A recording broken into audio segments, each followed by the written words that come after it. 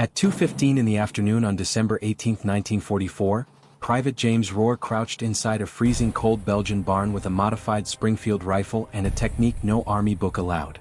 German soldiers were walking across 300 yards of snow. 9 targets. 6 minutes.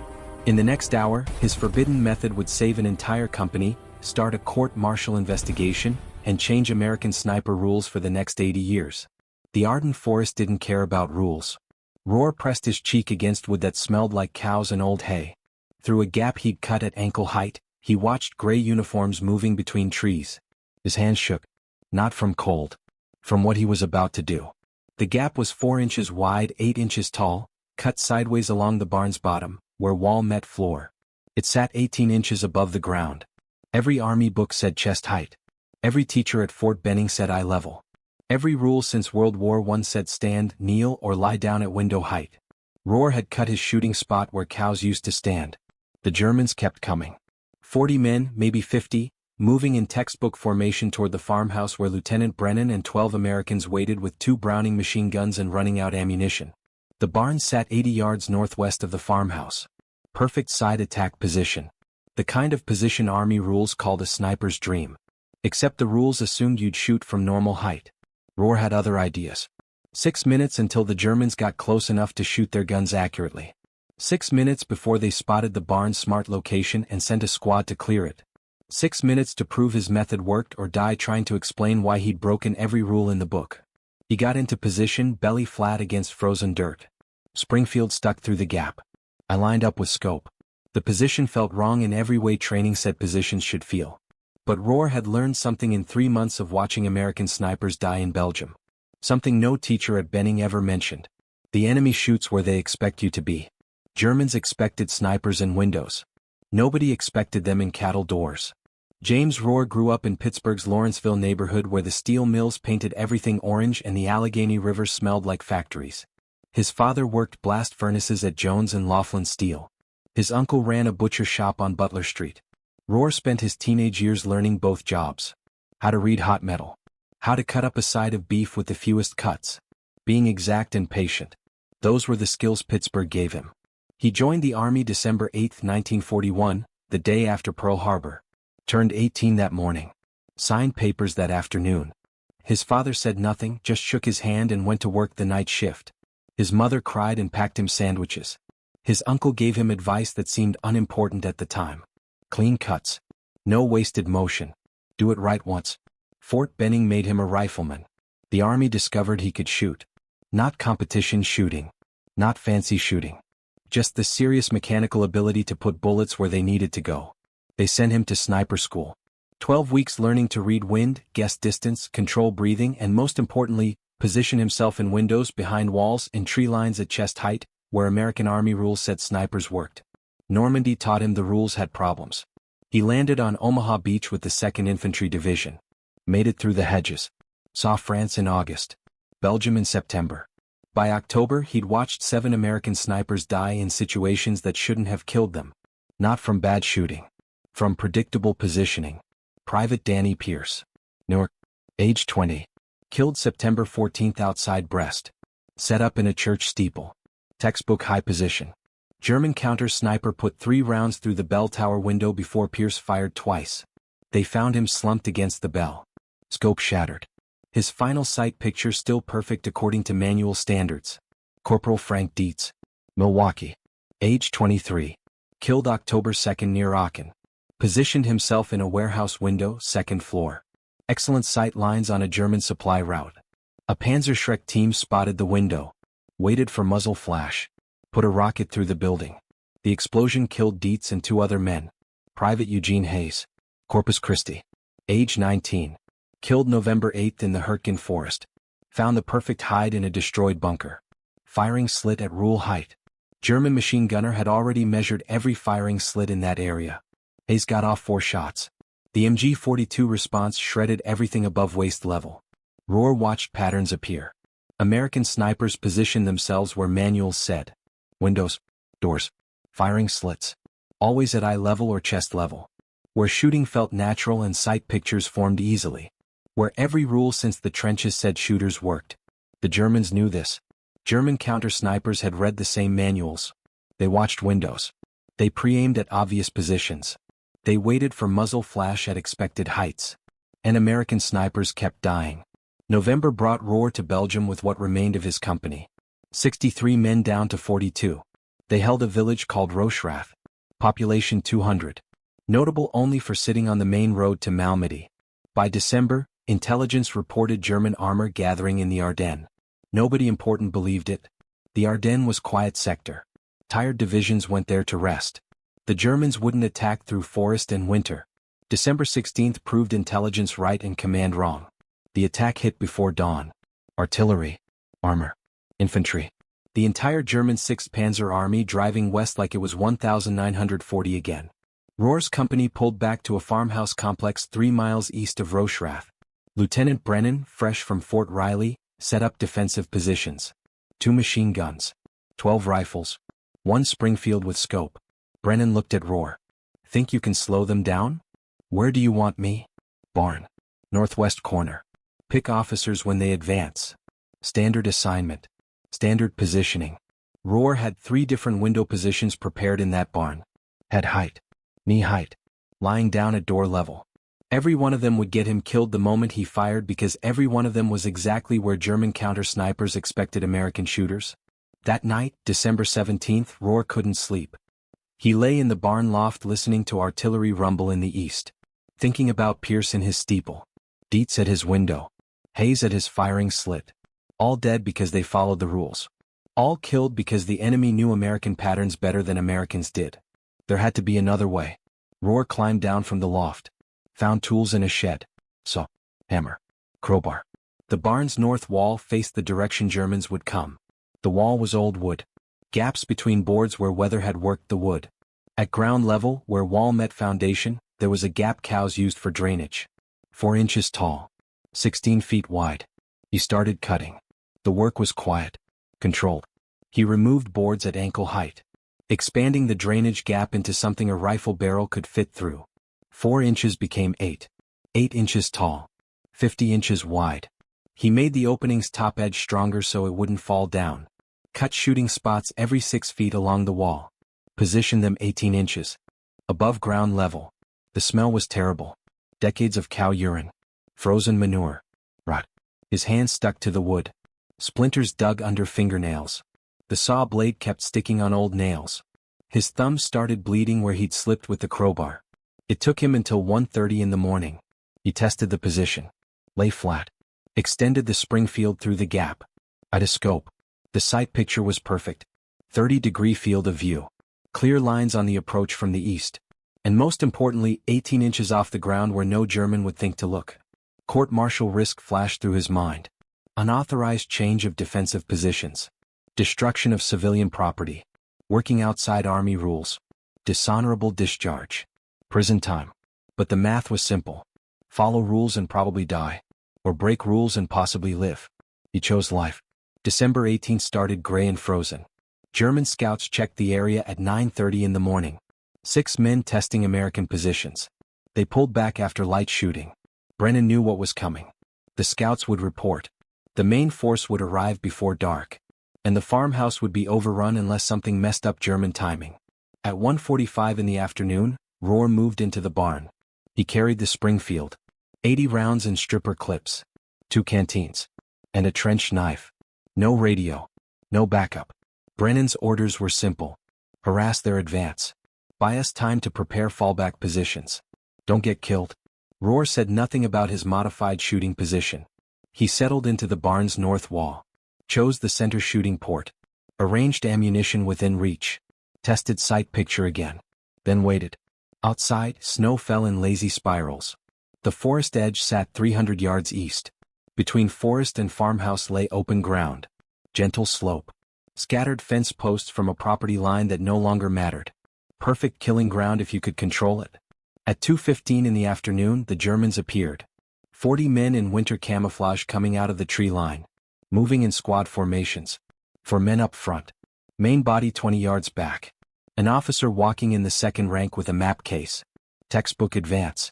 Careful but confident. They'd done this before. Cleared dozens of farmhouses from Luxembourg to here. Roar watched them come. His breathing slowed. Heartbeat dropped to 48 beats per minute. The rate his body found when concentration peaked. The Germans were at 250 yards. Then 200. They moved with the kind of smoothness that came from experience. No wasted motion. No talking. Just advance. The officer paused to check his map. 180 yards. Roar breathed out. Squeezed. The Springfield cracked. The officer dropped. Not dramatic. Just standing to lying down in a second. The Germans reacted instantly. Dropped flat. Scanned for the shooter. 40 pairs of eyes searching windows, doors, roof line. Searching at eye level where snipers position themselves. Nobody looked at the barn's foundation. Roar worked the bolt. Found his second target. Squad leader crawling toward cover. Squeezed. It. The man stopped crawling. The Germans started shooting. Blind covering fire at the barn's windows. 30 rifles pumping rounds into chest-high positions that Roar wasn't using. He fired again. Third target. Then fourth. The fight stretched into a pattern. Germans would advance. Roar would fire. Germans would shoot back at ghost positions while he stayed flat against frozen dirt where their bullets passed overhead. They couldn't see his muzzle flash. The gap was too low. Their sight lines were too high. And every rule they'd learned said American snipers fired from normal height. By 2:19 in the afternoon, Roar had dropped 7 men. The German advance stopped. Their remaining sergeant tried gathering them. Roar put a round through his chest at 140 yards. It killed. The formation broke. Men ran back toward the tree line. Roar tracked a runner. Fired. 9th kill. 6 minutes since his first shot. Then silence. The Germans stayed in the forest. Roar stayed at his shooting port. His shoulder hurt from recoil. The barn smelled like gunpowder and cattle. He counted ammunition. 43 rounds left. The Springfield's barrel was hot enough to make moisture steam where snow touched metal. Brennan's voice carried from the farmhouse. Roar, you alive? Alive. What the hell did you do? Slowed them down. What he'd actually done was start a rule crisis. The German company commander crouched in the tree line, studying the barn through binoculars. Hauptmann Werner Koch, 28 years old. Veteran of Poland, France, and 2 years on the Eastern Front. He'd cleared 100 French villages. Killed partisans in Belarus. Survived Kursk. He understood how American snipers worked. Except this one made no sense. Koch had watched his men die from fire that came from nowhere.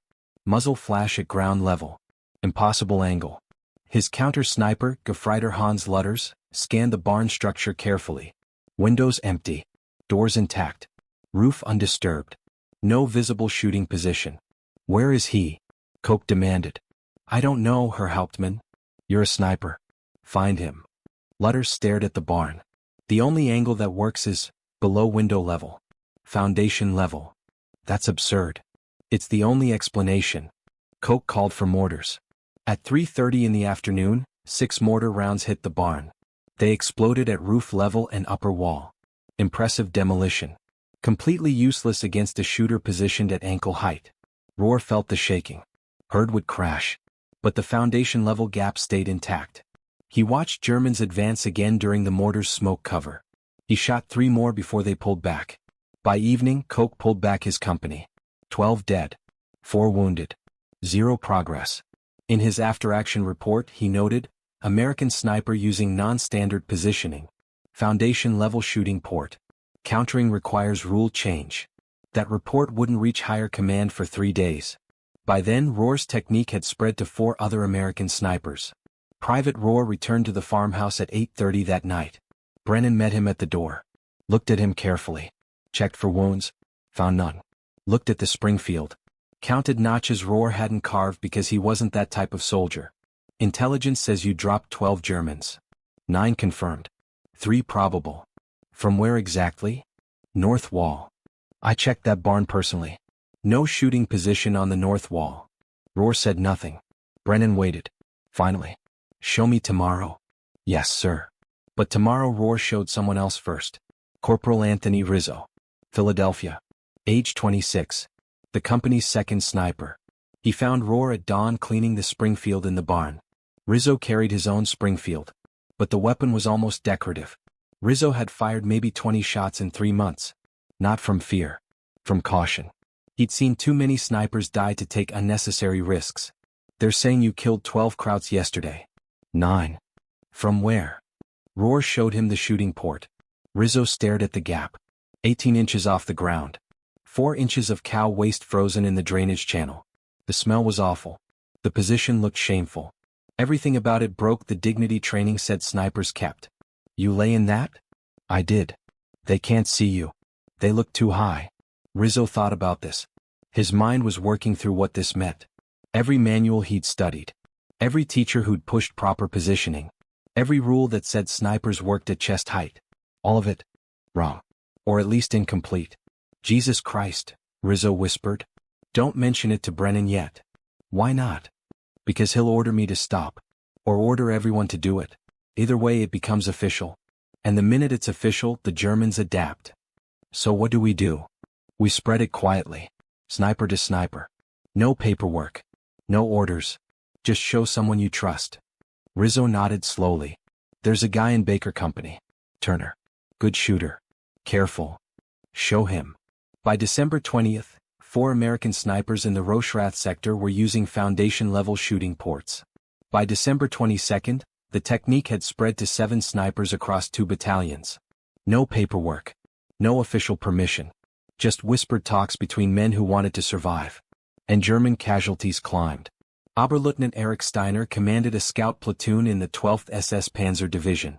His job was finding American defensive positions before main forces attacked. He was excellent at it. Survived 3 years on the Eastern Front by reading terrain, predicting enemy behavior, and never assuming anything. December 23rd broke his pattern recognition. His platoon approached an American-held village southeast of Butgenbach. Intelligence said light resistance. Steiner moved carefully anyway. 2 scouts forward. Main body 50 yards back. Standard procedure. The scouts reached a destroyed church. Signaled all clear. Moved toward what looked like a stable. Gunshot. 1 scout dropped. Steiner's platoon went flat. Shot back at the stable's windows. Predictable counter-sniper work. Suppress likely positions. Advance under covering fire. Except more shots came from impossible angles. Foundation level. Below window height. His second scout died from a round that seemed to come from underground. Steiner called artillery. 6 shells destroyed the stable's upper structure. Perfect fire mission. 0 effect. The American sniper kept shooting from positions Steiner couldn't find. By the time Steiner pulled back, he'd lost 4 men to an enemy he never saw. His after-action report was confused. American snipers using unusual positioning. Ground-level engagement. Not enough ways to counter. German intelligence put together 12 similar reports between December 20th and December 26th. Different areas. Different units. Same pattern. American snipers shooting from positions that shouldn't exist. The report sat in division headquarters while commanders focused on bigger battles. Bastogne. Saint-Vith. The drive toward Antwerp. But frontline German soldiers noticed. They stopped trusting obvious approaches. Started scanning ground level. Threw grenades at building foundations before entering. Wasted ammunition shooting at barn floors and cattle sheds. The mental effect built up over time. American snipers had become unpredictable. That unpredictability cost time. Time cost momentum. Momentum was what the German attack needed most. By December 28th, American snipers using foundation-level positions had together killed an estimated 63 German soldiers across the Ardennes sector. Conservative estimate. Some units reported higher numbers but couldn't confirm. The technique's success wasn't just the kills. It was the disruption. German squads that should have taken an hour to clear a building spent 3 hours because they had to check every gap. Every drainage hole. Every foundation port. Innovation spread through fear and respect. Private James Rohr never meant to start a tactical revolution. He just wanted to survive December 18th. But survival techniques that work get copied. And Rohr's technique worked better than anything in the manual. By New Year's Day 1945, American intelligence noticed the pattern. Lieutenant Colonel Andrew Hardesty, 5th Corps intelligence officer, reviewed casualty reports from the Ardennes.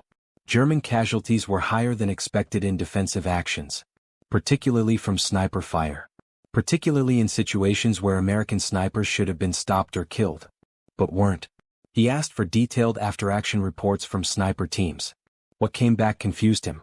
Multiple reports mentioned unusual positioning, foundation-level hides, Cattle shed modifications.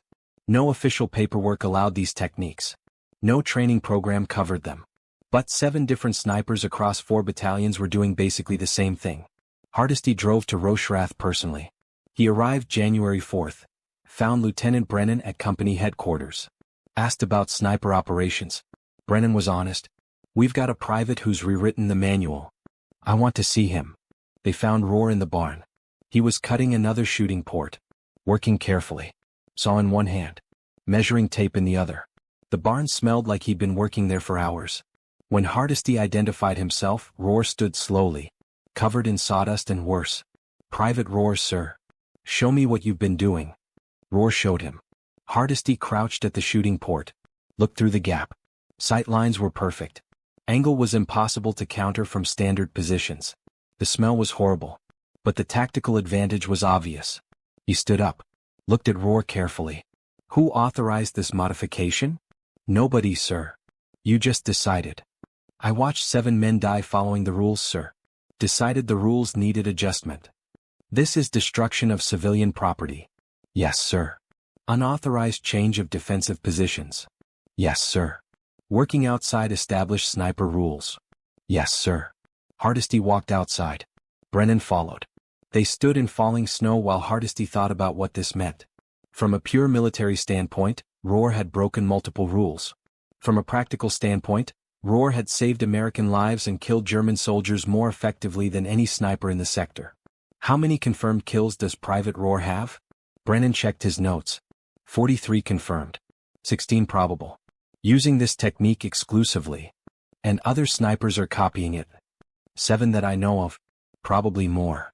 Hardesty made a decision that would affect American sniper rules for decades. "I'm not filing charges. I'm also not making this official yet. Let it spread naturally.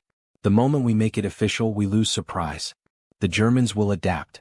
But if it stays underground for another month, we can kill a lot more of them before they figure out counter-tactics." "What about Rohr?" "Tell him to keep doing exactly what he's doing.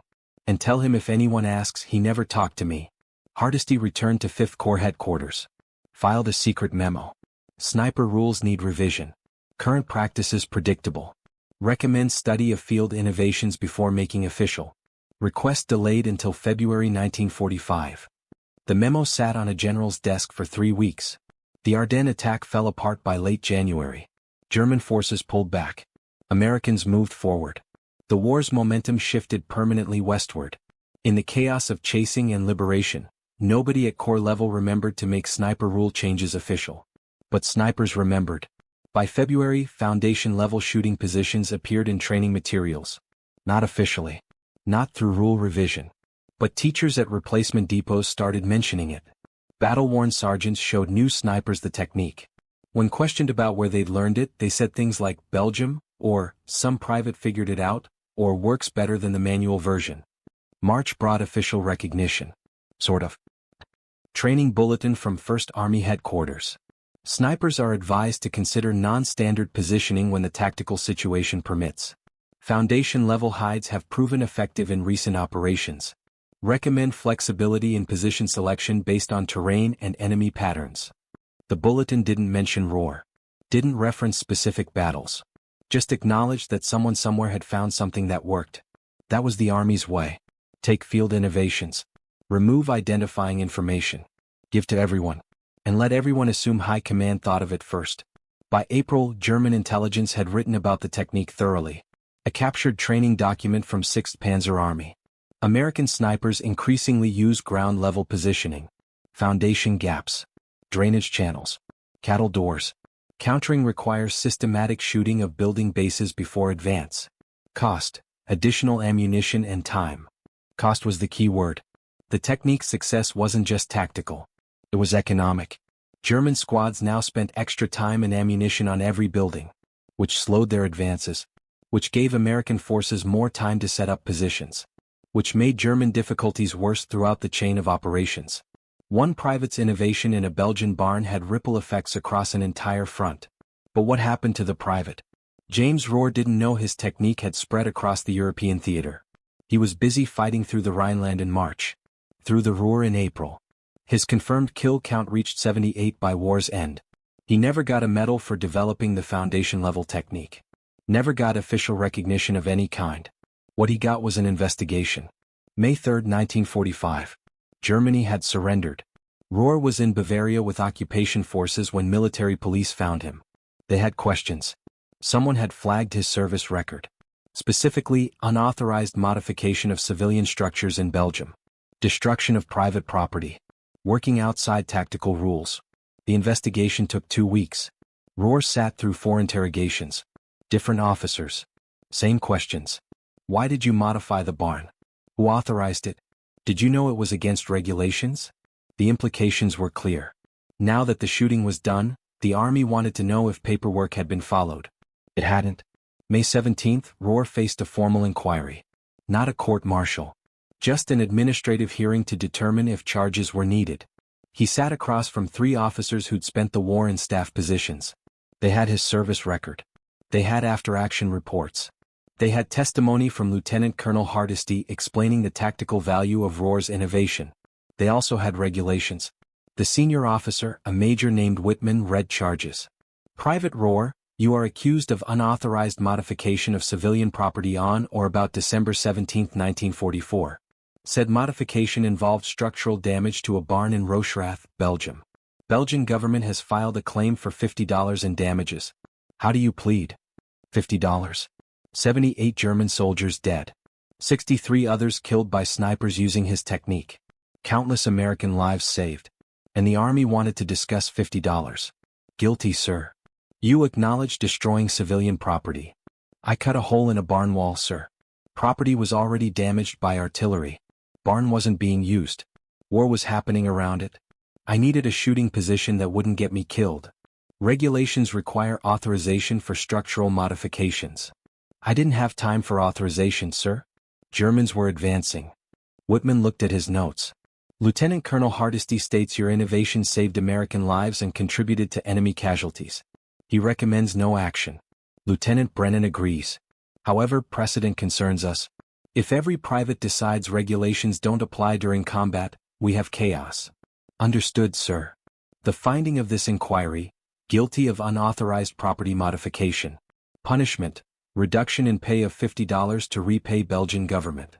This will be the only note in your service record regarding this matter. Dismissed. That was it. No court-martial. No dishonorable discharge. Just $50 taken from pay that Rohr wouldn't see for 2 months anyway. The Army's way of acknowledging that yes, technically he'd broken rules. But also yes, technically he'd helped win the war. So let's call it even and move on. Rohr walked out of the hearing. Brennan was waiting outside. How'd it go? $50. That's it. That's it. You just changed sniper tactics and they're charging you $50. Could have been worse. Brennan laughed. You know they're teaching your technique at Benning now. Got a cable last week. Some instructor read reports from Belgium. Added it into sniper school. They're calling it low-profile positioning. No mention of who developed it. Rohr shrugged. Don't need mention. Just need guys to survive. That was May 17, 1945. The last time James Rohr discussed his innovation with anyone official. He shipped home in September. Arrived in New York. Took a train to Pittsburgh. Stepped off at Penn Station. And walked through Lawrenceville like the war had been a dream. The mills still painted everything orange. The Allegheny still smelled like factories. His father still worked blast furnaces. His mother still made sandwiches. His uncle's butcher shop still stood on Butler Street. Nothing had changed. Everything had changed. Rohr didn't talk about the war. When people asked, he gave simple answers. Belgium. Germany. Some fighting. Came home. When someone asked if he'd killed anyone, he said, next question. When someone called him a hero, he walked away. He wasn't being modest. He was being honest. Heroes were men who died. Survivors were men who figured out tricks and got lucky. He took a job at Jones and Laughlin. Same mill as his father. Worked there 37 years. Blast furnaces first. Then foreman. Then shift supervisor. He married in 1947. Had 3 children. Bought a house in Morningside. Coached Little League. Went to church sometimes. Lived the kind of unremarkable post-war life that thousands of veterans lived. He never mentioned sniping. His children didn't know until they were adults. His wife knew because she'd found his discharge papers while organizing files. She asked once. He said, "I was a rifleman." She didn't press. Some veterans talked. Others didn't. She respected the difference. Twice a year, Rohr got letters from the Army. First letter, September 1947. Notification that his technique was now standard sniper rules. The Army had made low-profile positioning official into training materials. Field Manual 23-10 included a section on foundation-level shooting ports. No mention of Rohr. Just technical descriptions and tactical applications. Second letter, June 1952. Korean War update. American snipers in Korea were using modified versions of his technique, adapting to different terrain. But same principle. Statistics showed improved survival rates. The letter thanked him for his service. Didn't explain why it took 7 years to say thank you. After that, silence. The Army moved on. Wars moved on. Rules evolved. Vietnam brought jungle sniping. Desert Storm brought urban sniping. Iraq brought counterinsurgency sniping. Each generation adapted the same core principle. Don't position yourself where the enemy expects. Rohr's contribution faded into the background noise of military evolution. Not forgotten. Just absorbed. The technique became so standard that nobody remembered it had been innovative. That's how good ideas work. They stop being someone's idea and become everyone's practice. Rohr retired from Jones and Laughlin in 1982. He was 61. His pension was adequate. His health was declining. 37 years of blast furnace work had damaged his lungs. He spent retirement in his house, watching television, playing cards with neighbors, visiting grandchildren. He died March 8, 1994. Heart failure. Age 73.